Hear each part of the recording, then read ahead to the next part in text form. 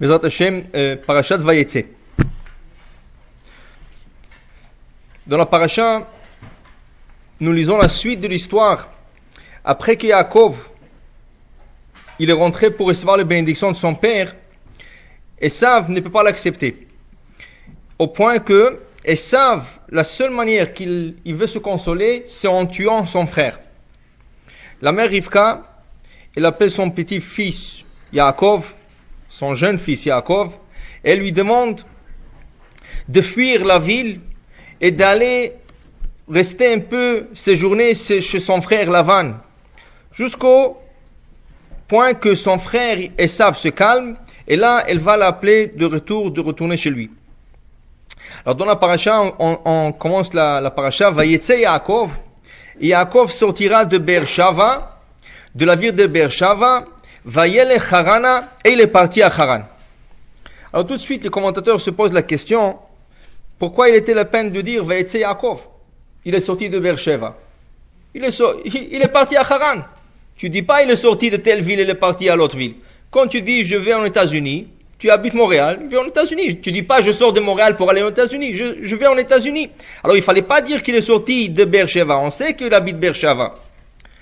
Dit le premier rachid de la paracha, c'est ici pour nous enseigner, quand Yaakov quitta la ville, il a pris toute la beauté de cette ville. Il a pris toute la gloire. Tout ce qui est bien de cette ville, il l'a emmené avec lui. Pour nous enseigner, quand un tzaddik, il habite dans une ville, hu ziva, hu oda, hu adara, tout le bien chose, toute la gloire, toute la beauté de la ville, c'est le tzaddik. Une fois que le tzaddik quitte, il emmène tout avec lui. Donc, la seule chose qu'il faut comprendre, mais oui, Yaakov c'est un tzaddik qui prend tout avec lui, mais il y a son père. Il y a Yitzhak. Yitzhak est resté à Beersheva. Il n'a pas quitté. Alors pourquoi on dit que Yaakov a tout pris avec lui? Le père est là, la mère est là. Ils sont aussi c'était des patriarches, c'est une matriarche. Alors c'est des grands tzadikim. Pourquoi on dit qu'il a tout pris avec lui? De là, on va ouvrir une petite parenthèse avant d'arriver au point principal du cours ce soir. Chachamim nous font remarquer que Yitzhak Avinu, le père de Yaakov, lui, chaque patriarche, il avait sa spécialité. Nous savons que le monde est reposé sur 3 piliers. À la Torah, Val Avoda, Val Gminut Chasadim. Sur la Torah, sur le service de sacrifice, et sur le Gminut Chasadim, la bienfaisance. Torah, c'est Yaakov Avinu, un homme qui s'assoit et étudie la Torah. Avoda, le service de sacrifice, c'est Yitzhak. Il s'est mis comme holocauste sur l'autel, il s'est mis le cou sur l'autel pour qu'on l'égorge. Gminut Chasadim, la bienfaisance dans le monde, c'est Avraham Avinu, c'est lui qui a ouvert sa maison aux 4 coins cardinaux du monde pour accueillir n'importe qui chez lui, pour lui faire convertir et retourner vers Akadosh Baruch Hu. Alors il y a 3 manières différentes que les patriarches ont chacun a tracé. Et d'ailleurs, ceci rejoint l'histoire plus tard dans la paracha. On va voir que Yaakov Avinu, il va arriver dans un endroit et il voudra mettre la tête. Et là-bas, c'est écrit, c'était la nuit, et il a pris des pierres et il a mis sur ça comme un oreiller. La Torah ne nous dit pas combien de pierres. Le Midrash, il y a 2 opinions différentes. Une opinion qui dit 12 pierres et une opinion qui dit 3. Pourquoi 12? Parce que Yaakov déjà avait une vision qu'il allait avoir 12 enfants. Et l'autre opinion qui dit 3. Pourquoi 3? 3 patriarches, Avraham, Yitzhak et Yaakov. Mais pourquoi il met 3? Yaakov, il avait un doute. Quel est le pilier principal sur lequel repose le monde? Le monde se repose sur 3 piliers. À la Torah, à la Avoda, à l'Gminut Chasadim. Mais quel est le principal entre les 3? Quel est le plus important? Est-ce que c'est sa Torah à lui qu'il étudie? C'est ça qui maintient le monde? Est-ce que c'est le fait que son père a donné le coup sur l'autel, il a été prêt à se faire égorger pour Akadosh Baruch Hu, c'est ça qui maintient le monde? Ou c'est le fait qu'Abraham Avinu, son grand-père, il a ouvert sa maison, il a fait rentrer tout le monde, alors tout celui qui fait la bienfaisance, c'est lui qui maintient le monde. Alors il a pris les pierres au pluriel, et le lendemain, quand il se réveille, qu'est-ce qu'on lui envoie comme message? il se réveillera, il va se réveiller et il va trouver la pierre. On lui dit les 3 piliers sont une, ça veut dire c'est un seul pilier, c'est pas 3 piliers, c'est 3 piliers mais tous les 3 sont nécessaires. Tu peux pas dire ça c'est plus important que l'autre. C'est bien d'étudier la Torah, mais avec la Torah il faut aussi avoir leur bienfaisance. Et il faut se sacrifier pour la Torah. Alors tous les 3 choses sont importantes. Alors maintenant, Yitzhak, c'est le chemin qu'il a choisi, c'est Avoda. Avoda veut dire sacrifier pour Akadosh Baruch Hu, faire tout pour Akadosh Baruch Hu. C'est ce qui a fait que Yitzhak, il n'a pas innové beaucoup de choses. Son chemin était le même que son père. Qui veut dire, Abraham, il va avoir 2 enfants. Yitzhak et Ishmaël. Yaakov, il va avoir 2 enfants. Il va avoir Yaakov et Yitzhak, il va avoir 2 enfants. Yaakov et Esav. Tandis que le 3e patriarche, il va avoir déjà 12. C'est complètement différent. Mais on va voir le lien entre Yitzhak et son père Abraham. Abraham, il va creuser de puits d'eau. C'est écrit dans la paracha précédente que les Pélistins, quand ils ont vu ce puits, ils l'ont tous couvert. Ils ont jeté de pierres, ils ont jeté de la terre pour le bloquer. Yitzhak, quand il va passer par ce chemin qui est passé son père, il va rebloquer, ça veut dire il va débloquer tout ce puits. Il va pas aller creuser deux autres puits. Le même puits, il va leur débloquer. Abraham a creusé un puits. Et le puits s'appelait Be'er Shava. Yitzhak va creuser un puits, il va l'appeler Be'er Sheva. Pourquoi il l'appelle pas Be'er Shava? Un c'est Shava, un c'est Sheva. Il y a une petite différence entre les deux. La différence est la suivante. La raison pourquoi Abraham appelle le puits Be'er Shava, Shava vient du mot Shvoa, serment. Abraham, quand il a creusé le puits, il décrète, ça veut dire il va signer, il va prêter serment plutôt à Avimelech, le roi de Grar. Comme quoi, il ne va pas lui faire de mal ni à lui, ni à ses enfants, ni à ses petits-enfants. Yitzhak, il va creuser un puits, il va l'appeler Beersheva. Ça, Beersheva, pardon, j'ai changé. Abraham l'appelait Beersheva, Yitzhak va l'appeler Beershava. Sheva, parce qu'il va faire une alliance avec Avimelech. Et Avimelech, là-bas, il va lui donner 7 brebis. Alors, Sheva en hébreu, c'est 7. Il va appeler Beersheva. Et Yitzhak, il va creuser un puits, il va appeler Beershava, parce que lui aussi va faire une alliance avec Avimelech, le même roi, mais pour le serment qu'il lui a prêté, c'est Shvoa, il a prêté serment. Alors Beershava, il a pu donner un autre nom, mais lui, c'est la copie de son père. Tout ce que son père a fait, lui, il retourne à faire la même chose, il ne change pas. La seule grande différence entre les deux, c'est qu'Abraham et Sarah, toute leur vie, depuis qu'ils ont connu Akadosh Baruch Hu, leur chemin, leur idée, leur but dans la vie, c'est de convertir le gens au maximum. Tout ce qu'on peut convertir et ramener vers Akadosh Baruch Hu, c'est ça leur but dans la vie. Il y avait tellement, la Torah nous dit, il y avait tellement des milliers de convertis. Vetanefesh asharsu becharan. Il y avait des milliers. Mais on n'en parle même pas d'un dans la Torah. Où est-ce qu'ils sont tous ces convertis? Où est-ce qu'ils sont? On n'en parle même pas d'eux. Est-ce qu'il n'y a pas un tzaddik qui est sorti de tout cela? Abraham lui-même c'est un converti. Regardez le tzaddik qui est devenu. Alors pourquoi on ne parle pas de tous ces convertis? Disent le commentateur, parce qu'après le décès d'Abraham, il n'arrivait pas à se connecter avec Yitzhak. Yitzhak c'est la rigueur. Pahad, il fait peur. Il suit les traces de son père, mais lui il fait peur. Abraham c'est chesed, c'est la bonté. Les gens avait plus de contact, il allait courir après les gens, il rapprochait les gens, il était plus ouvert d'esprit. Yitzhak, il est pahad, il fait peur. Même à sa femme, Rivka, il faisait peur. Au point que vous voyez dans la paracha précédente, quand Rivka veut que son fils, Yaakov, il prend les brachot, elle va pas chez son mari, écoute, pourquoi tu vas bénir Esav, t'es un rachat, toi tu ne vois pas qu'est-ce qu'il fait, moi je suis en train de voir. Elle a peur de lui. Et c'est depuis jour 1 qu'elle avait peur de lui. Si vous vous rappelez, quand elle est venue de Haran pour la première fois, elle était sur un chameau. Quand elle a vu son mari, elle est tombée du chameau de la peur qu'elle avait de cet homme. Elle ne savait même pas que c'est son mari. Mais elle a vu un homme qui faisait tellement peur Peur, ça veut dire, c'est pas quelqu'un qui va tuer, mais sa présence, il émettait tellement de crainte à la personne, elle est tombée du chameau. C'est sûr, c'était un grand honneur pour elle, c'est son futur mari, oui, mais elle avait peur de lui. La peur, c'est pas respect, pas une peur quand on parle, quelqu'un qui a peur de quelqu'un qui le frappe ou il fait, c'est pas respect. Et tous ces convertis qu'ils ont fait Abraham et Sarah, ils n'arrivaient plus à connecter à Yitzhak après le décès d'Abraham. Qu'est-ce qui est arrivé? Ils sont tous retournés à être comme ils étaient au début. Et Yitzhak est resté seul. Alors, Yitzhak, il suit les traces de son père, mais c'est une autre manière. Un c'est chesed, l'autre c'est la rigueur. Vient le troisième patriarche, et c'est Yaakov.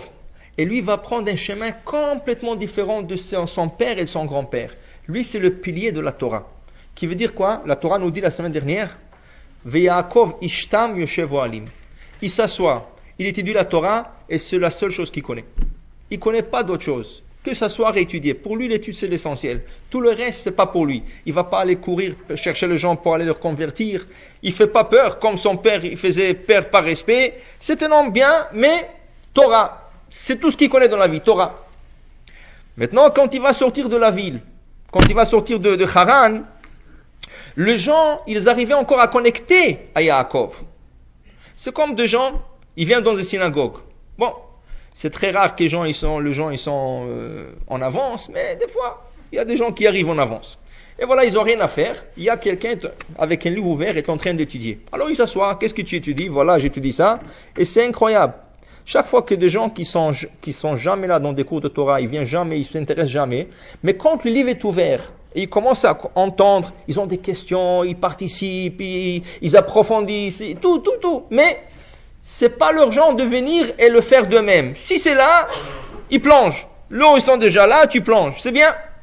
Alors Yaakov, quand les gens venaient, ils voyaient étudier, oui, tout le monde voulait participer, tout le monde voulait poser des questions, tout le monde voulait étudier avec lui. Alors il y avait encore une connexion avec Yaakov. Mais une fois qu'il est sorti, il a tout pris avec lui. Parce que les gens n'arrivaient pas à connecter avec Yitzhak. Yitzhak, c'est la crainte. Alors c'est pour ça que Rashi nous dit, une fois que Yaakov est sorti de Beershava, il est sorti, il a tout pris avec lui. Ça veut dire tout ce que les gens pouvaient en profiter de ce tzaddik, tout est parti parce qu'il y avait un grand tzaddik. Mais pour les gens, ils n'arrivaient pas à connecter avec ce tzaddik. C'est un tzaddik à un autre niveau, c'est un patriarche sur un autre niveau qu'il a tracé, et les gens n'arrivaient plus à se connecter avec lui. Donc, alors Yaakov, il s'en va à Harana. Haran, c'est une route de 17 jours entre Canaan, la terre de Canaan, et Haran. 17 jours de marche. Il s'en va, il est bien chargé avec de l'or, de l'argent, des bijoux, des habits, tout. Pourquoi? Parce qu'il va se marier. Son père il lui donne le mitzvah. Tu vas aller pour le but de te marier avec une de famille de ta mère. Malheureusement, dit Rashi, que il est rencontré en chemin par Eliphaz, le fils de son frère Esav, et Eliphaz veut le tuer. Il s'arrange avec lui pour lui dire, écoute, au lieu de le tuer, tu peux prendre son argent, et quelqu'un qui devient pauvre, il est comme si tu l'avais tué. Bien pour lui que Eliphaz accepte, et là, il va aller à Haran avec des mains vides. Donc, c'est écrit que il arrive à Haran. Il arrive à Haran, et là, il regrette quelque chose. Il regrette qu'il a passé dans l'endroit où son père a été ligoté, où son père a été presque égorgé, et il n'a pas fait une prière. Au moins une prière. Regardez dans la paracha de la semaine dernière, c'est écrit que Yitzhak, il est en train d'emmener Agar. Agar qui a changé son nom. Au début il s'appelait Agar, après il s'appelait Ketora. Pourquoi Ketora? Deux raisons. Ketora veut dire Ketoret. Ketoret, ça veut dire l'encens. Ça veut dire qu'elle a gardé son parfum et n'est pas partie avec des autres hommes. Quand elle a quitté la maison d'Abraham, elle se réservait. Elle n'est pas partie se marier avec quelqu'un, elle s'est réservée. Et Yitzhak est parti ramener Agar, qui s'appelait maintenant Ketora. Autre raison, Ketora, elle s'est attachée, ça veut dire elle s'est attachée à Abraham. Elle a dit, si c'est pas Abraham, c'est personne d'autre. Alors elle restait fidèle à cette maison. Yitzhak est parti chercher Agar. Quand sa propre femme à lui arrive, c'est Rivka, elle les voit en train de prier. La Torah nous dit, où il priait Yitzhak, il priait sur un puits qui s'appelait Be'er Lachai Roi. Qu'est-ce que c'est Be'er Lachai Roi? Be'er Lachai Roi, c'est le puits où a prié Agar quand elle a été jetée de la maison d'Abraham. Quand Sarah l'a renvoyée de la maison, elle était sur un puits en train de pleurer, parce que son fils était malade. Et le malach, l'ange, est venu la voir et dit, Malach Agar, qu'est-ce que tu as Agar? Pourquoi tu pleures? Pourquoi tu es triste? Il est rentré en conversation avec elle pour lui dire, retourne chez toi. Retourne chez ta maîtresse, c'est ça? Et la dernière fois, elle est plus retournée. Ce Be'er-là, Hagar, elle a fait des prières à Hachem. Et puisqu'elle a fait des prières, cet endroit est devenu un endroit de prière. Ça veut dire que toute prière est exaucée dans cet endroit. Yitzhak, quand il est parti faire la prière, mais quelle prière? La nouvelle prière qu'il va instaurer, qui est la prière de Mincha. Son père, il a instauré la prière de Shachrit. Yitzhak va inaugurer une nouvelle prière qui s'appelait Mincha, qui est vers le soir, où il a fait la première fois sur le puits où il a prié Hagar. Pourquoi? Parce que c'est devenu un endroit de prière. Alors Yaakov, qui est déjà à Haran, mais il dit, c'est pas possible. J'étais passé par Har Moria, la montagne de Moria, où mon père a été ligoté. C'est sûr que toute prière va être exaucée là-bas. Maintenant, il a peur, il ne sait pas où est-ce qu'il s'en dirige. Il ne sait pas qu'est-ce qui va lui arriver en route. Comment ça se fait que je ne suis pas arrêté faire une petite prière? Il a regretté. Alors là, quand il a regretté, il a fait un demi-tour. Il va le retourner 17 jours encore. Il faut retourner maintenant 17 jours en Israël pour aller prier à Moria. Rachid dit, quand Akadosh Baruch Hu a vu qu'il veut retourner, il a dit, alors je ne vais pas fatiguer ce tzaddik de retourner 17 jours. Il a emmené la montagne chez lui.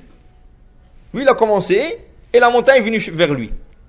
Et pourquoi il n'a pas arrêté? Ça veut dire, quand il était là-bas, pourquoi Akadosh Baruch Hu l'a pas arrêté? Quand personne ne veut pas prier, Akadosh Baruch Hu ne le tord pas le bras et lui dire, hey, il faut que tu pries. Tu ne veux pas prier, c'est ton problème. Tu ne veux pas demander quelque chose à Hachem. Ça veut dire que tu as besoin de rien. Moi, je ne veux pas te le donner. Tu pries, tu reçois. Si tu as besoin vraiment, tu vas demander, tu vas recevoir. On ne te donne pas à moins que tu demandes. Alors, il est passé par là-bas, et Akadosh Baruch Hu ne voulait pas l'arrêter. Il dit, il veut continuer, qu'il continue. Il est arrivé jusqu'à Haran, et là, quand lui voulait, là, on lui a fait le miracle.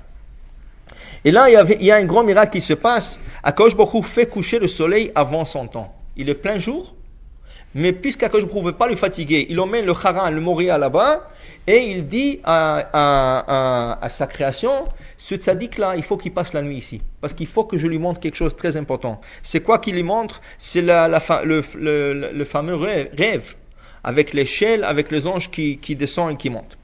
Mais donc regardez, Yaakov se prépare la nuit. Il se prépare. Normalement, quelqu'un qui va camper dans un endroit qui est dangereux, qu'est-ce qu'il fait? La première chose qu'il va faire, c'est un feu. Le feu pour se protéger des animaux. C'est ça, pour éclairer un peu.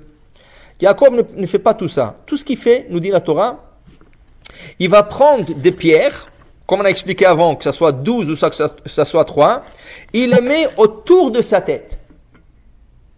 Autour de sa tête. Ça veut dire, sur une, il va s'allonger, il va mettre la tête. Mais deux autres, ils sont autour de lui. Autour de lui. Pourquoi? Dit Rashi, les pierres qu'il mettra autour de sa tête, c'est pour sa protection.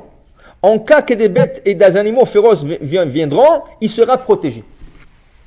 Alors il se met quelques pierres autour de la tête pour être protégé des lions, des ours, de n'importe quel animal qui peut l'attaquer, il est protégé.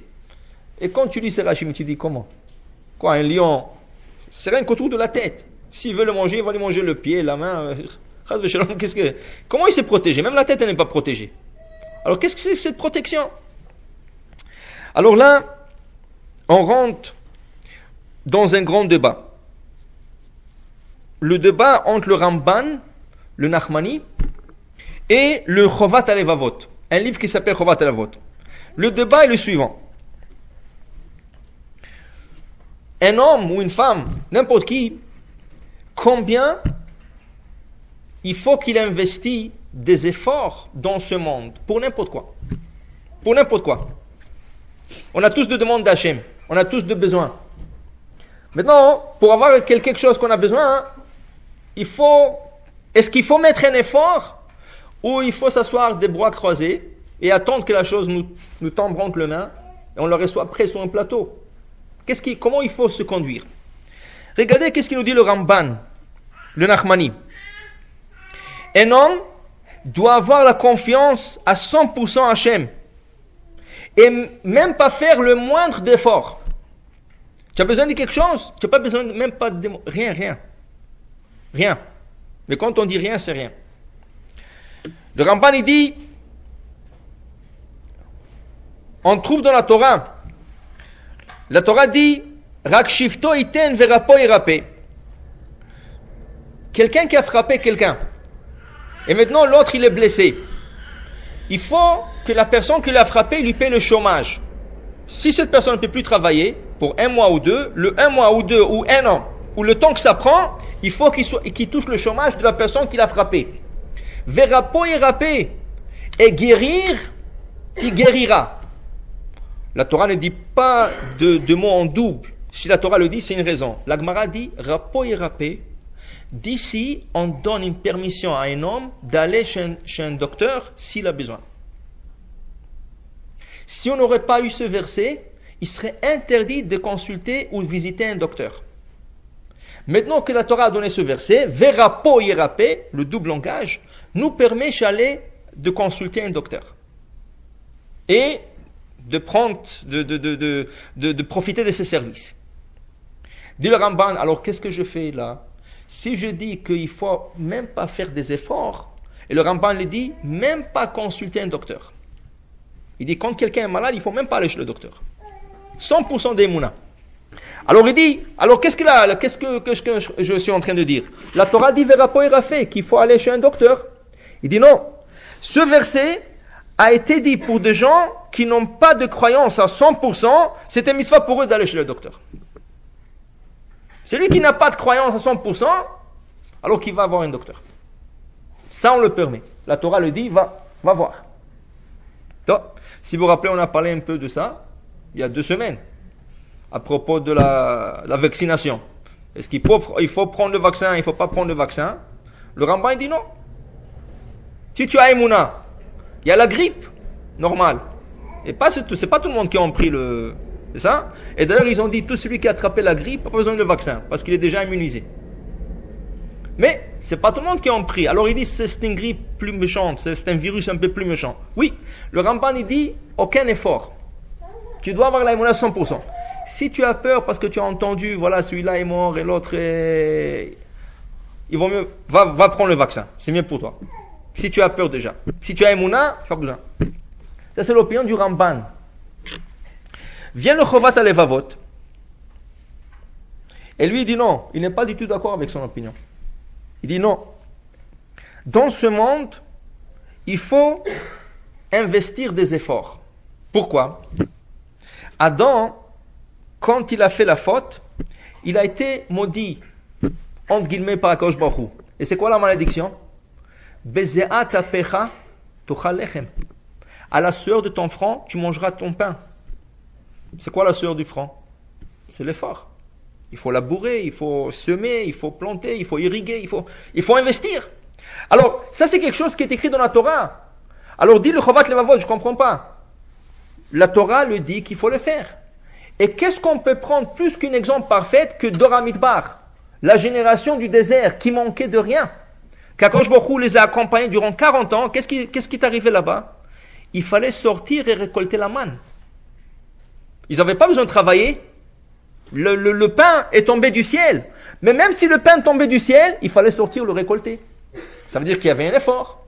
Et on trouve 3 niveaux dans la récolte de la manne. Le tzadikim, ils avaient la manne au seuil de la porte.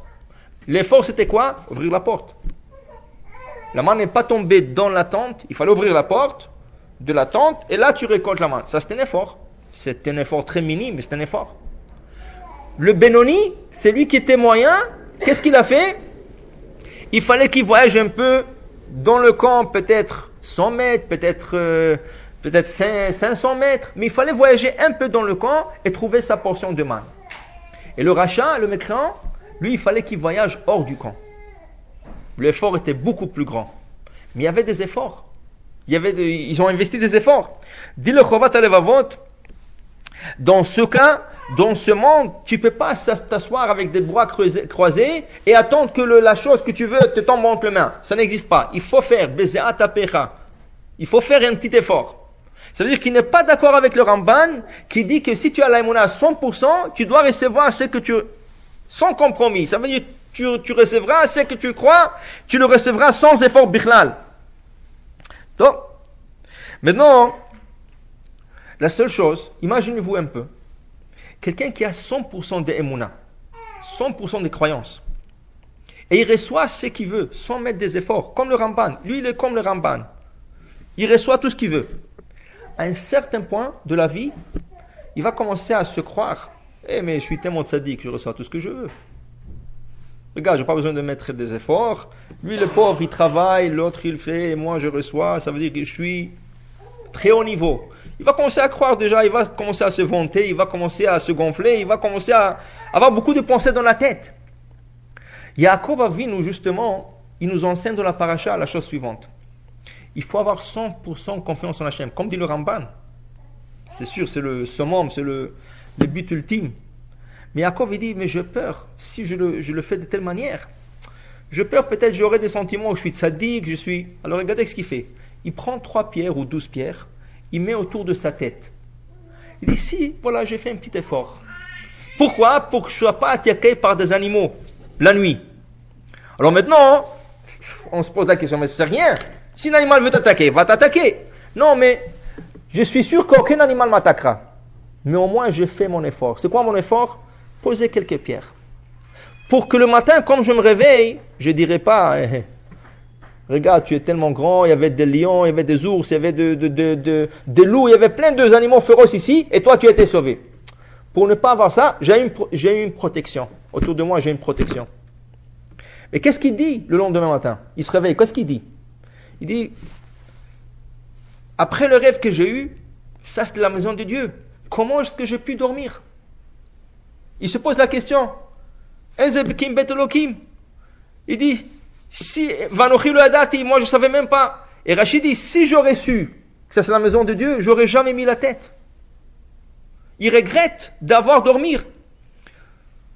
Une autre personne, imaginez-vous, vous dormez chez vous à la maison, et vous voyez un rêve, Baba Sal, il vient dans votre rêve, il vous bénit, Bat Hashem, tu vas réussir, tu vas bracha, des enfants et tout ça, vous réveillez le matin, vous n'allez même pas au travail. Pas besoin.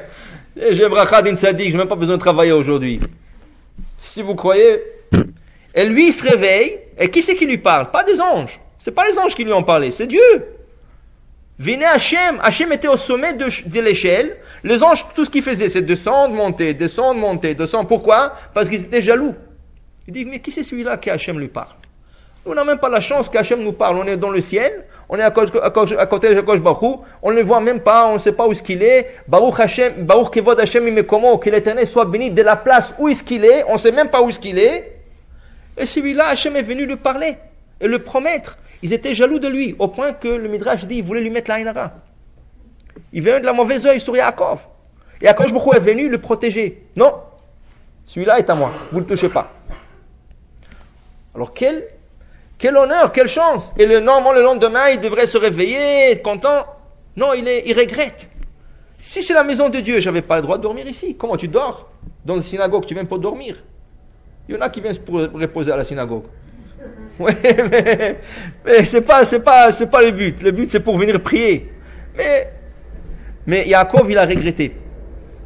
Alors, voilà, il nous montre qu'il faut faire un peu ce qu'on appelle les efforts en hébreu ishtadlut. Pas parce qu'on a besoin, pas comme il dit le Chovat Alevavot. Le Chovat Alevavot dit non parce qu'il y a le décret Bezeat Apecha Tochalechem. Pas à cause de ça. Pour ne pas se gonfler et se montrer quoi, je suis tzaddik, je suis capable. Fais le petit effort rien que pour montrer que tu ne pas. On va le voir à travers la paracha dans un autre endroit. Vers la fin de la paracha, après 14 ans, dans la maison de son beau-père, il a dû travailler 7 ans pour la première femme, qui est Rachel, mais on l'a trompé. Au lieu de que ça soit Rachel, on lui a donné Léa. Le lendemain, il se réveille, Vine Léa. Comment? 7 ans je travaillais. Et regardez combien il était tzaddik. Son beau-père lui a pas dit qu'il travaillait 7 ans. C'est pas son beau-père qui lui a dit. Son beau-père il lui a dit, tu veux la fille, qu'est-ce que tu as à offrir? Il dit, je travaillerai 7 ans pour elle.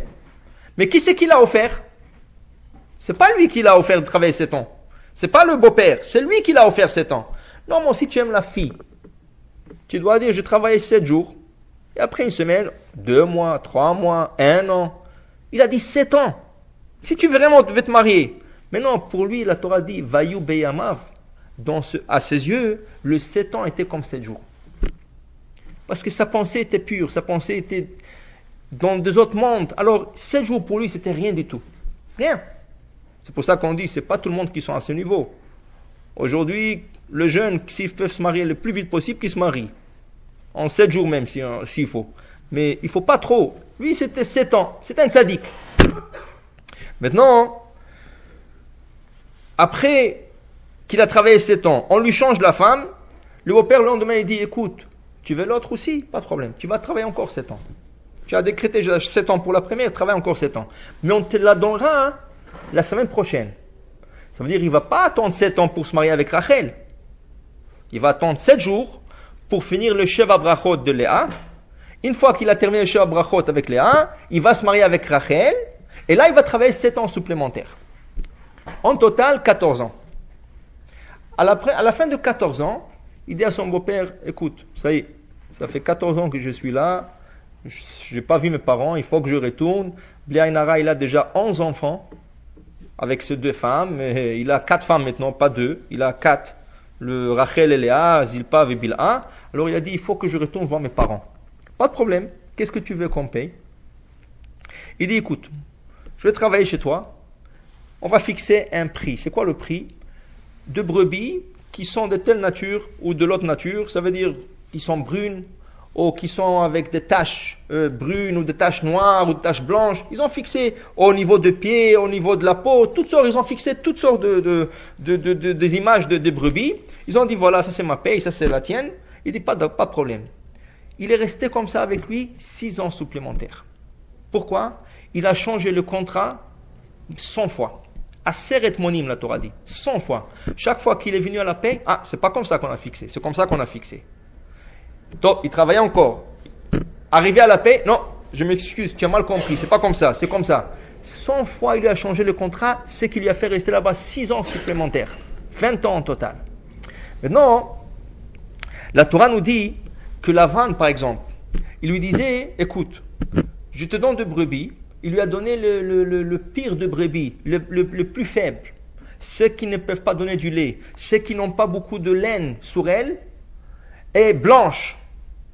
Et il lui dit, ta paye sera de brebis brunes, ou de brebis avec de taches noires. Mais il lui donne des blanches. Comment elles peuvent avoir avec des taches noires avec brunes? Comment il peut avoir ça? Alors regardez la Chokhmah de Yaakov. Qu'est-ce qu'il a fait? Il a pris des bâtons, des arbres, il connaissait les arbres, et il savait qu'un certain arbre qui s'appelait l'ouze, que le tronc, il est blanc. Mais il fallait rien qu'enlever l'écorce qui couvre le tronc. Alors qu'est-ce qu'il a fait? Il a pelé, ça veut dire qu'il a enlevé quelques morceaux de l'arbre de quelques côtés. Alors d'un côté, tu voyais la blancheur de l'arbre à l'intérieur, et de l'autre côté, tu voyais l'écorce qui est marron. Et là, quand le brebis venait boire dans les abreuvoirs, il mettait quelques bâtons. Le brebis, quand elle venait voir et regarder, elles avaient l'image de ce couleur dans la tête. Quand elles s'accouplaient entre elles, avec le mâle, qu'est-ce qu'il y avait? Le brebis qui sortait, malgré que le brebis était blanche, les brebis qui sortaient, ils sortaient avec des patches brunes, des patches noires, exactement comme qu'a fixé Yaakov. Et 100 fois comme ça, son beau-père est en train de changer, et lui est en train d'enlever les écorces de l'arbre, et montrer la photo de bâton, et chaque fois le brebis donnait la même image que lui voulait que le brebis soit. Un miracle. Alors il se pose la question, mais attends, n'est-ce pas que toi tu as dit qu'il ne faut pas investir des efforts? Pourquoi tu pries pas Hachem? Dis-lui, écoute, il m'a donné des brebis blanches, moi je veux avoir des brebis avec des taches noires, des taches brunes, ou des brebis brunes. Hachem, donne-moi-le, même des brebis qui sont blanches, donne-moi-le. Pas de problème. Oui, il aurait fait. La seule chose, comme c'était un miracle, il voulait pas, après que ça arrive, se dire, je suis sadique. Regarde, brebis blanches, elles ont donné exactement ce que je voulais. Ça, c'est l'enseignement du sabbat de Kelem. On l'appelle, c'est un rave qu'on appelait le sabbat de Kelem. Le sabbat de Kelem disait, ce qu'il a fait avec les pierres et ce qu'il a fait avec le bâton, il aurait pu faire sans les pierres et sans le bâton. Tout ça, c'était rien que pour faire le moindre d'effort, pas pour l'effort, vis-à-vis de son intérêt, ça veut dire son image à lui, pour qu'il ne se voit pas comme un tzaddik, pour qu'il comprenne, c'est pas lui, que tout vient d'Hachem, c'est pour ça qu'il a fait cet effort.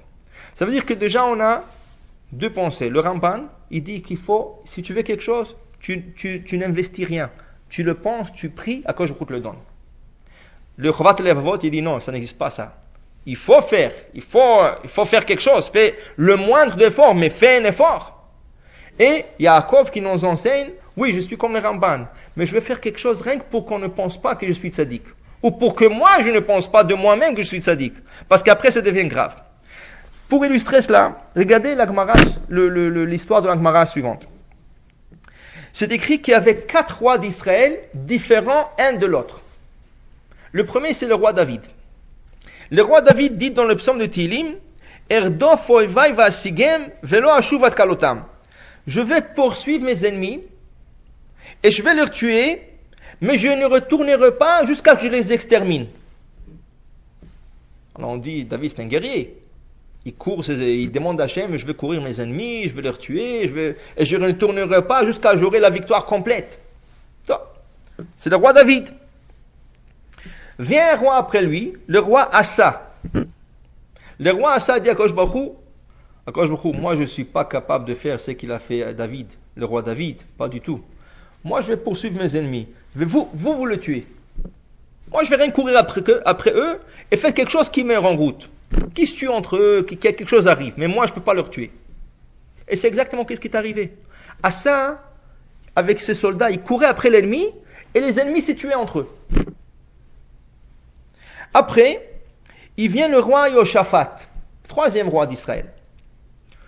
Il dit à Akadosh Baruch Hu, moi je ne suis même pas capable de courir après les ennemis, je suis faible. Moi je vais m'asseoir chez moi à la maison, avec mes soldats, on va lire Tehillim. Et que les ennemis se tuent entre eux. Et c'est exactement ce qui est arrivé. Les ennemis sont tués entre eux, et lui il décide toute la journée à Tehillim. Ils ne sont même pas sortis à la guerre. Tous les soldats avec Tehillim en main. Vient le 4e roi, le roi Chizkia, il lui dit, Akadosh Baruch Hu, moi je suis même pas capable de lire Tehillim, je suis fatigué. Parce qu'il lui étudiait la Torah toute la journée. Et il a fait étudier tout le peuple la Torah. Il a même pris une épée, il a planté dans une maison d'études, il a dit à tout l'âme Israël, tout celui qui ne va pas étudier la Torah, je vais le tuer. Et il a forcé tout le monde à étudier. Et après, il est venu chez Akadosh Baruch Hu et dit à Akadosh Baruch Hu, on a tellement étudié, on est fatigué, on ne peut même pas prendre un livre dans la main. Alors, vous allez vous occuper de nos ennemis. Qu'est-ce qui arrive? Il va dormir, et le lendemain matin, il y a 900 000 soldats devant de chez lui, ils sont tous morts. Tout l'armée de Sancheriv, les rois de Perse, qui est venu attaquer Jérusalem, ils sont tous morts, dans le champ. Il allait dormir, il n'a rien fait. Ça, c'est la Gemara. Si on lit ce passage, on doit se dire peut-être, alors qu'est-ce que je vois? Je vois que David c'est un guerrier. Mais David, il a beaucoup investi dans ses guerres. Il a couru ses ennemis, il fallait les tuer, il fallait poursuivre. Il a mis beaucoup d'efforts. Le roi après lui, un peu plus tzaddik. Il dit, moi je poursuis, mais quand je occupe-toi de mes ennemis. Alors il a moins investi. Le roi après lui, un peu plus tzaddik. Il a pris un livre de Tehillim, et Akadosh Baruch Hu, imaginez-vous aujourd'hui Tzahal, ça soit tout le Tzahal, ça soit avec Tehillim, et Akadosh Baruch Hu s'occupe de tous nos ennemis. Ce sera extraordinaire. Et le roi après lui, Chizkiyahu, c'est un grand tzaddik. Il va dormir, il va même pas prendre des livres, il va dormir, et Akadosh Baruch Hu s'occupe de ses ennemis. À la première vue, c'est comme ça qu'on lit ce passage. Mais nos sages, dans le livre Yad Yosef, de Rabbi Yosef Sarfati, lui, il a une autre opinion ça veut dire une autre commentaire et explication à propos de ce passage. Lui, il dit pas du tout. C'est pas la manière de voir les choses. Il dit la manière de voir ce passage est complètement différente. David Amelech et ses soldats, ils étaient tellement pieux. ils étaient tzadikim, quand ils poursuivaient les ennemis, et ils les tuaient, et ils retournaient victorieux de leur guerre, quand ils retournaient à la maison, tout ce qu'ils ont dit, c'est grâce à Akadosh Baruch Hu. Si c'est pas Akadosh Baruch Hu qui nous aurait aidés, on n'aurait rien fait. C'est tout lui, c'est grâce à lui. C'est comme ça qu'il parlait. David Amelech se permettait d'aller poursuivre ses ennemis. C'est David qui était un grand sadique, et ses soldats aussi des sadikim. La génération après lui, le roi Asa, le niveau de Emouna est un peu baissé. En quoi? Le roi Asa disait, moi je suis sûr, si je poursuis mes ennemis et je vais leur tuer, mes soldats en retour, qu'est-ce qu'ils vont dire? Ah, c'est grâce à nous. Si c'est pas nous, qu'est-ce qui serait arrivé? C'est grâce à notre tactique, c'est grâce à notre plan de guerre, c'est tout nous. Asa il dit, alors je vais montrer à mes soldats, c'est pas du tout eux, c'est Akadosh Baruch Hu. Comment je leur montre ça? Je vais leur dire de poursuivre les ennemis, et vous allez voir, c'est pas vous, c'est Akadosh Baruch Hu qui va s'en occuper des ennemis. Et c'est exactement ce qui est arrivé. Mais pourquoi? Parce que le niveau d'Emouna et la croyance en lui-même était plus grand. Alors, il fallait montrer que c'est Akadosh Baruch Hu. Alors, il fallait plus tuer les ennemis. Il fallait que Akadosh Baruch Hu les tue. La génération après, encore moins. Le roi Yoshaphat, il a peur que même en poursuivant les ennemis, ils vont dire, ah, tu as vu, on est tellement forts, ils avaient peur de nous, ils se sont tués entre eux. Elle dit, non, on va même pas poursuivre les ennemis. On va s'asseoir à la maison, lire Tehillim. Et comment tu vas expliquer ça? Tu n'as qu'à dire, c'est Akadosh Baruch Hu qui a fait ça. Et le roi Hiskiyahu, il avait même peur plus que ça. Il a dit, les gens vont dire, ah, c'est grâce au Tehillim que tout le monde sont assis, ils ont lu Tehillim, c'est grâce à leurs prières, on est tzadikim, Akadosh Baruch Hu a exercé nos prières. Il dit, non, alors allez-y tous dormir. Tous vous allez dormir.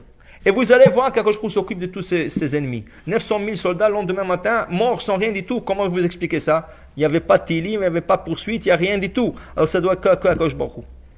Pour dire c'est ça, quand on dit que quand un homme commence à réussir, il commence à croire en lui-même. Et surtout le tzadikim, il est plus dans ce piège.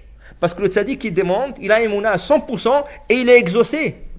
Lui, il est plus dans le piège qu'être attrapé par le Yetzara en lui disant, ah, tu as vu, tu dois être un tzadik. Alors le tzadik, il investit un petit effort. Il va investir un petit effort pour ne pas se dire tzadik. Comme Yaakov, il se réveille, il dit, non, je suis pas tzadik. Chas v'shalom, j'aurais pas dû dormir ici. C'était pas pour moi de dormir ici. Même Akadosh Baruch Hu m'a parlé tout ça, ça c'est une maison de Dieu, on ne dort pas dans la maison de Dieu. Pourquoi? Pour ne pas se dire que lui, il a été répandu. Alors maintenant, on voit déjà différentes manières de voir les choses, et c'est sûr que chacun, il a un différent niveau. On ne vous dit pas demain de ne pas aller travailler, de avoir confiance à 100%, ça serait très bien, ça serait magnifique. Mais ça, c'est quelque chose qui s'acquiert en plusieurs années. En Pologne, ils avaient des shivot que pour ça. En Pologne, ils avaient des shivot d'acquérir la Emouna en Akadosh Baruch Hu. Et c'est pas du jour au lendemain. Ça prend du travail de plusieurs années. Plusieurs années. Tu t'assois et tu crois à Akadosh Baruch Hu et tu fais des prières et tu demandes à Hachem de te donner cette force d'y croire et de croire en lui à 100%. C'est pas facile. Des fois, il arrive des choses dans la vie, les gens se posent la question, pourquoi? Moi, j'étais tzaddik, moi, j'ai fait tellement de choses, j'ai fait tellement de bien autour de moi, pourquoi je mérite ça et j'aurais... Après, quand la chose passe, tu regardes en arrière et tu dis, ah, maintenant je comprends qu'est-ce qui t'est arrivé. Mais tu aurais même pas dû poser la question. Si tu as posé la question, tu n'es pas au niveau. Tu n'es pas au niveau. Alors, le niveau du Ramban, c'est pas donné à tout le monde. Mais il y en a qui sont capables de le faire, oui. Il y en a qui sont capables, ils vont aller à 100% avec Akadosh Baruch Hu. Pour vous montrer, le Rav Ben Ishraïl, il rapporte dans son livre Ben Ishraïl. Il a écrit une liste Ben Ishraïl et une autre qui s'appelle Ben Ishraïl. Dans le Ben Ishraïl, il apporte l'histoire suivante. Deux personnes qui sont en train d'argumenter sur le deux niveaux. Est-ce qu'il faut faire un effort ou est-ce qu'il faut attendre que les choses viennent chez nous sans effort? Un qui disait, comme le Ramban, moi je crois en Akadosh Baruch Hu, si j'ai besoin de recevoir quelque chose, ça va venir chez moi, je n'ai pas besoin de faire des efforts. L'autre il dit, mais tu es fou, depuis qu'on a vu ça, tu te crois tzaddik. Ils sont en train de discuter, ils sont à côté d'un pommier. Alors celui qui disait qu'il faut faire des efforts, tout de suite, sans tarder, il commence à grimper sur l'arbre très haut et il arrache une pomme. Alors il est en train de crier à celui qu'on bat, ah, Tu vois, toi tu vas crever de faim, moi j'ai une pomme maintenant, je pourrais faire la bracha, parce que j'ai fait un effort. Il n'a même pas terminé de parler et la pomme lui est tombée de la main. L'autre il a couru, il a attrapé la pomme, il a fait boré priaïtz, il a mangé. Il lui a dit, tu vois qu'est-ce que tu as fait? Tu as travaillé pour moi. Au lieu que moi je grimpe, je monte, j'arrache, je me risque la vie là-bas, toi tu as fait tout le travail, je l'aurais su prêt. Et c'est comme ça. Il y a des gens qui font le travail pour des autres. Il y a des gens qui travaillent, qui investissent. Après, il vient quelqu'un d'autre. Ça, j'ai écouté d'un rabbin, le Rav Amnon Yitzhak. Il a dit que les gens, aujourd'hui, l'idéologie, c'est quoi? De ramasser autant d'argent qu'ils peuvent. Que ce soit des dollars, que ce soit des euros. Tu ramasses. Alors, dans l'audience, il y avait un gars qui disait, alors qu'est-ce que tu dis? Quoi, il ne faut pas ramasser de l'argent. Et quand tu as besoin de marier tes enfants, tu n'as pas besoin d'argent. Et quand tu as besoin d'aller en vacances, tu n'as pas besoin d'argent. Et quand tu as besoin. Le Rav dit non, mais tu ramasses pour rien. Et l'autre, il n'arrête pas d'argumenter. Ça. Il dit au Rav, alors explique-nous qu'est-ce que tu veux dire. Qu'est-ce que ça veut dire qu'il ne faut pas ramasser d'argent? Il faut de l'argent dans la vie. Il dit oui, il faut, mais il ne faut pas ramasser. Il dit alors quoi? Il dit écoute. Il dit toi tu ramasses. Il parlait à cette personne. Il dit tu ramasses, tu travailles dur, tu ramasses. Et tu dis, Bezat Hashem, quand j'aurai 60 ans, je prendrai la retraite et tout ça. Il met l'horaire, il met ça, il fait ça, très bien. Chas v'shalom, qu'est-ce qui arrive? Le gars, il meurt de crise cardiaque. Maintenant, il a ramassé 300 ou 400 000 dollars. Oui, toute sa vie, il a travaillé pour cet argent. C'est sûr, c'est pour la veuve et les enfants. Maintenant, qu'est-ce qui va? La veuve est encore jeune. Alors, elle cherche à se marier. Elle va se marier. L'autre gars qui n'a rien travaillé, il vient, il trouve 400 000 dollars près. Il dit voilà, tu as travaillé toute ta vie, tu croyais que c'était un but. Ramasser. Si à cause beaucoup veut te le donner, il va te le donner. S'il ne va pas te le donner, tu vas travailler pour quelqu'un d'autre qui va venir prêt, il va les prendre. Et c'est comme ça qu'il faut voir les choses. C'est sûr qu'il faut ramasser de l'argent en cas de besoin, mais il ne faut pas le faire comme un but de la vie. Et il y en a qui les prennent, ils mangent pas parce que il faut encore quelques dollars. Ils vont pas en voyage, encore quelques. Il faut que tu vis normalement. Et tu laisses à Kosh Baruch Hu, quand ce serait le moment où tu as besoin d'argent, il va te donner cet argent que tu as besoin. Mais il ne faut pas le faire comme un but, j'ai besoin. Après, quelqu'un va venir, il va te ramasser cet argent. Le Rav Ben Ishraï, dans un 3e livre, Od Yosef Chai, qu'il a écrit, en passant, il a écrit 100 livres. Mais on ne les a pas tout retrouvés. Je crois, parmi les 100, peut-être 20 qu'ils ont trouvés. Il y a encore beaucoup qui sont quelque part, on ne sait même pas où ils sont.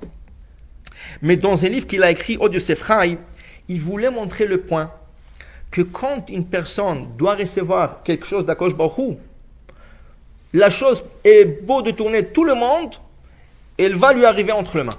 Il n'a pas besoin des efforts même. Ça va lui arriver entre les mains. Comment? Le Rav Ben Ishraï rapporte une histoire qu'il a lue dans un livre. Il disait qu'il y avait un homme qui s'appelait Avraham. Il s'appelait Avraham. C'était un menuisier. Son travail, c'était un menuisier. Un homme très honnête, intègre. Vraiment, il faisait mal à personne. Il travaillait, il gagnait son pain. Oh, Hachem. Et il a pu mettre beaucoup d'argent de côté. Donc, il a eu une grosse bourse d'argent. À l'époque, il n'y avait pas de voyages, il n'y avait pas la Floride, il n'y avait pas aussi. Alors les gens, qu'est-ce qu'ils mangeaient? Et tout le reste d'argent, c'était dans la poche. Il se ramassait avec une grande somme d'argent, mais il n'y avait pas de banque. Où les gens cachaient l'argent? Sous le matelas, dans le mur. Mais le voleur connaissait déjà tout ce qu'ils peuvent cacher. Vous vous rappelez l'histoire? Il y a 3 mois de ça, en Israël, une femme qui a ramassé presque $1 million, une vieille femme, elle a mis ça dans un matelas. Les enfants qui voulaient les faire cadeau, ils ont changé le matelas, ils ont jeté le vieux, ils lui ont emmené un beau matelas, peut-être de 500, de je ne sais pas combien de dollars, mais $1 million a été jeté et jamais retrouvé. Pour vous dire, quand l'argent, tu peux travailler, la pauvre, elle a travaillé toute sa vie, c'est pas une femme de 5 ans, c'est une femme de 60 ou 80 ans. Elle a travaillé toute sa vie pour ce $1 million, tout est parti avec un clin d'œil. C'est ça. Non, elle n'est pas morte, la pauvre, mais elle est. Mais pour vous dire, voilà. Alors, ce Avram là, il a caché l'argent quelque part dans le mur. Lui, il avait un voisin très méchant et malin qui le surveillait toute la journée. Il a vu où est-ce qu'il a caché son argent. Un jour, Avram, il prend toute la famille, ils vont à Jérusalem pour un mariage dans la famille. Le voisin a profité. La maison était vide, il n'y avait pas de système d'alarme, il n'y avait rien. Il est rentré à la maison, il savait exactement où est l'argent, il a ramassé tout l'argent, il s'est sauvé de là-bas. Alors il se sauvé de là-bas, il a commencé à courir, il est rentré dans une forêt. Dans la forêt, il a une crise cardiaque. Ce voleur, il a une crise cardiaque, il est mort, et la bourse d'argent juste à côté de lui. Il passe un troisième, et ce troisième s'appelle Ephraim. Il passe là-bas, il voit un homme mort, mais il voit aussi le sac. Alors il a dit, ça doit être un cadeau d'Akadosh Baruch Hu. Il lui a envoyé 2 mitzvot. D'abord enterrer le mort, et ensuite de lui récompenser sur place. Parce que il y a des mitzvot qui se récompensent sur place, c'est des dividendes, et le keren, c'est le capital, est pour l'olam haba. Par exemple, Achnasat Kala, tout celui qui paie pour Achnasat Kala, enterrer des morts, c'est ça, Achnasat Orchim, faire rentrer des invités, Kibud Avaim, respecter ses parents, Talmud Torah, Keneged Kulam. Il y a des mitzvot, la Mishnah et le nombre de mitzvot, que la récompense, c'est pas après 120 ans, la récompense est ici. Seulement c'est des dividendes que tu reçois, le capital est réservé pour toi, l'autre monde.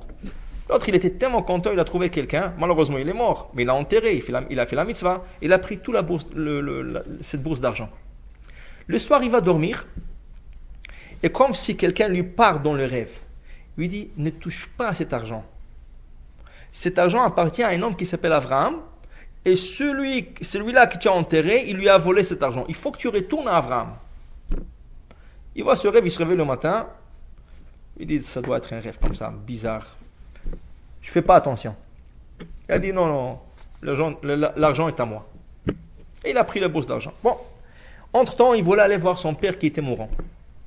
Il est parti voir son père, et malheureusement, il était vraiment dans un état critique, jusqu'à que le père est mort.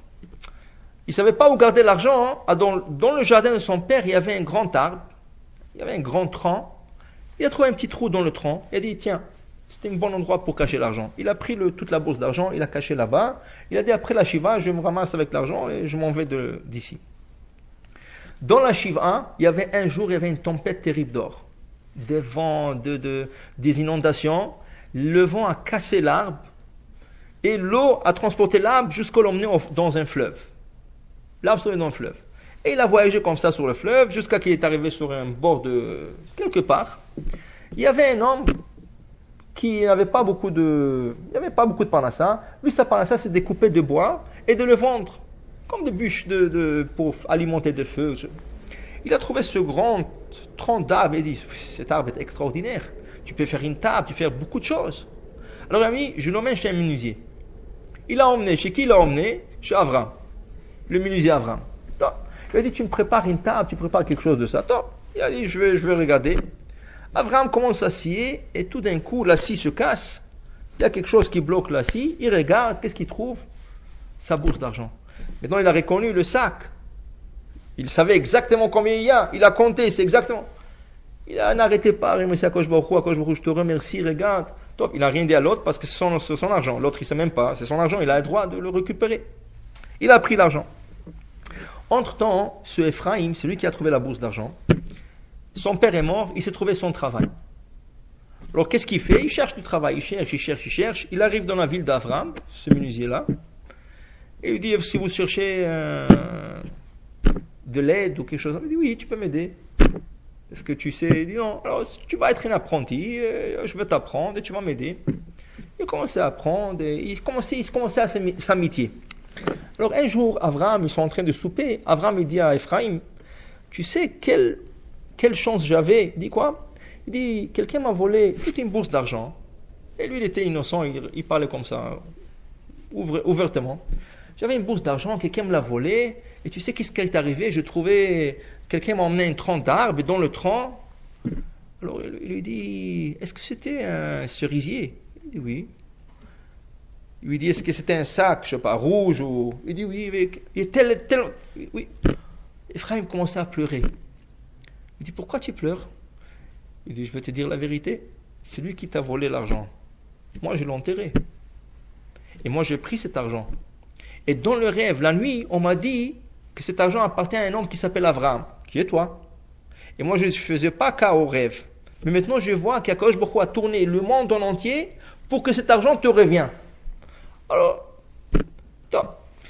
il s'est senti, Abraham il s'est senti mal pour Ephraim. Il dit, ok, tu sais quoi, comme tu l'as trouvé et tout ça, je vais te donner quoi, 5%. Il dit, non.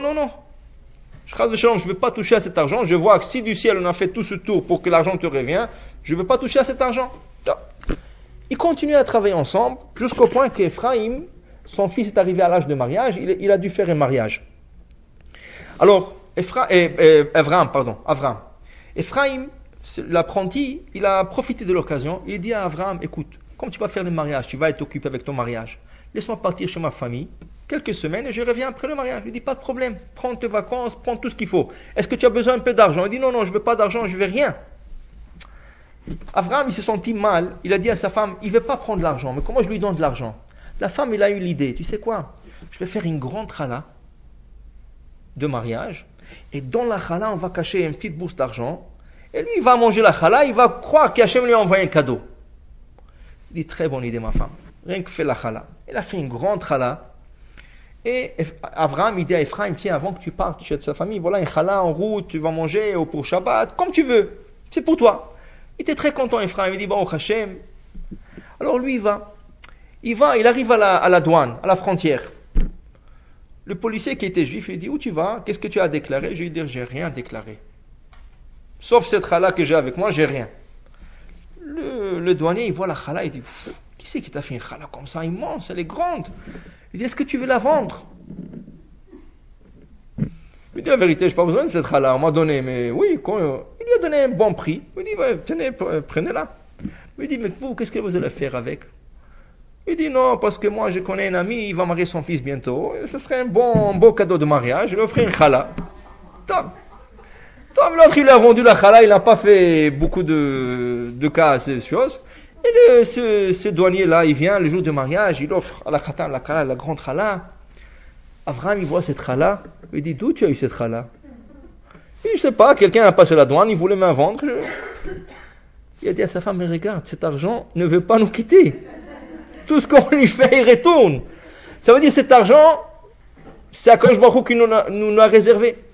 Ephraim est parti, il est retourné, et Abraham il pose la question à Ephraim, où la challah que je t'ai donnée? Est-ce que tu l'as mangée? Il dit non, qu'est-ce que tu as fait avec? Il dit, je sais pas, il y a un douanier qui veut la voler, je l'ai vendue pour un bon prix. Il dit, viens, je vais te montrer quelque chose. Ils l'ont pas mangé. Il dit, regarde, moi je t'ai préparé une petite bourse d'argent mais regarde, la challah, l'argent est retourné. Ephraim commençait à pleurer encore, il dit, mais écoutez, qu'est-ce que je vais faire? Moi, je ne vais vraiment pas profiter de cet argent. Mais Abraham, il dit, mais je tiens à vous faire profiter de cet argent. Il dit, regarde, l'argent ne quitte pas. Alors, qu'est-ce qu'on fait? Il dit, écoute, tu es célibataire. Entre-temps, il avait une fille, l'âge de mariage. Il dit, vous allez vous marier, ça reste dans la famille. Alors, dans ce cas, l'argent va rester. Et il a marié, il leur donné comme un cadeau de mariage. De là, dit le Rav Ishraï, quand de l'argent, une personne mérite une certaine bourse d'argent, cet argent va faire le tour du monde et ça va terminer chez la personne. Et si tu ne la mérites pas, tu es bon à le gagner, quelqu'un va te le prendre ou tu vas le perdre. Mais ça, il faut avoir des bons yeux pour le voir. Il faut avoir la émouna. Tu ne vas jamais perdre du mitzvah. Tu ne vas jamais perdre du mitzvah. Alors pour dire que ça c'est Yaakov Avinu. Dans la paracha, qu'est-ce qu'il nous enseigne? Il nous enseigne que oui, tu peux avoir l'émouna à 100%, mais même si tu es sous le niveau du Ramban, le Nachmani qui dit à 100%, il faut faire quelque chose, pas pour avoir la chose, rien que pour toi. Pour que tu ne te gonfles pas et tu ne te vantes pas et dis je fais, c'est grâce à moi. Même quand vous priez, vous recevez quelque chose d'Akadosh Baruch Hu, il faut toujours dire je sais Hachem tout de suite. C'est grâce à vous. Il ne faut jamais dire c'est grâce à mes prières, tu vois, j'ai donné cette tzedaka, j'ai allumé cette bougie, j'ai fait ça. Il ne faut jamais dire ça. Il faut dire à Akadosh Baruch Hu, je sais que ce que vous, tout ce que j'ai fait, c'est un petit effort. La moindre de choses. Mais je sais que tout revient à Akadosh Baruch Hu. Alors même le Chovat HaLevavot qui dit qu'il faut faire des efforts, même lui est d'accord qu'en fin de compte, quand on reçoit déjà la chose, il faut reconnaître et accepter que tout vient d'Akadosh Baruch Hu. Alors voilà, ça c'est un enseignement d'un patriarche, Yaakov Avinu, que pour lui, tout ce qu'il y a dans ce monde, ce qu'est l'étude de la Torah, et pas autre chose. Et c'est d'ailleurs le grand débat en Israël, quand les gens disent, voilà, celui qui est dans les incollés, il s'assoit toute la journée, qu'est-ce qu'il fait? Il est en train de chauffer le banc, qu'est-ce qui va sortir de lui? Rien. Mais en vérité, le Maïmonide, il explique que quand Mashiach va venir, qu'est-ce qu'on va faire? Qu'est-ce qu'on va faire? Les Maïmonides, il dit, les gens vont plus travailler. Il n'y aura plus de travail. Personne ne va travailler. Personne. Il dit, qu'est-ce qu'ils vont faire les gens toute la journée? Étudier. Hommes, femmes et enfants, ils vont s'asseoir 24 heures étudier. 24 heures étudier, toute la journée. Et comment ils vont se nourrir? Comment? Tout va être prêt. Qui veut dire, le pis de blé, il y a du pain. Le coton, le pis de coton, il y aura des habits. Chacun, comme dans le désert. Ils avaient la manne qui descendait, ils avaient leur habit qui était dégraissé par le nuage. Tout est prêt. Alors qu'est-ce qu'il reste à faire? Étudier. Alors celui qui commence à étudier maintenant, il est déjà, dit le Maïmonide, il est déjà dans le temps messianique. Il n'a pas à attendre Mashiach. Parce que quand Mashiach va venir, il va continuer à faire exactement la même chose. C'est les autres qui vont plier et changer. Alors pourquoi pas commencer maintenant? Et plus que la personne étudie, moins d'efforts qu'il a besoin d'investir. C'est quand tu investis beaucoup d'efforts et tu penses et comment je vais faire. Là, quand je te laisse travailler, tu veux travailler, travaille tant que tu veux. À la fin, ce que j'ai écrit Rosh Hashanah, c'est ça que tu vas recevoir. Mais tu veux investir, vas-y, investis. Mais si tu as la émouna et tu étudies, bon, tu ne veux pas étudier ta journée, c'est pas fait pour tout le monde. Ça, tout le monde l'utilise. C'est pas tout le monde qui peut s'asseoir. Ça prend beaucoup de concentration s'asseoir à étudier. C'est pas fait pour tout le monde. Mais au moins, Kovea et Tim la Torah. Fixer un temps pour l'étude de la Torah. Ça, c'est obligatoire. Un peut investir une demi-heure dans l'étude, l'autre 1 heure, l'autre 2 heures, 3 heures, chacun selon ses disponibilités et chacun selon son travail. Mais tu es obligé d'étudier. Plus que tu étudies, sache que moins d'efforts que tu investisseras. Alors, Yaakov, Ishtam et Shevoalim, il n'avait pas à investir.